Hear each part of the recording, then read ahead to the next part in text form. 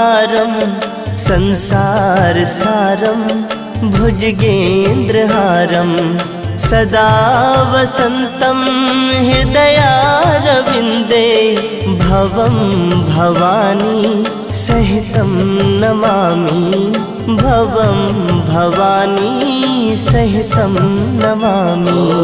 कर्पूरगौरं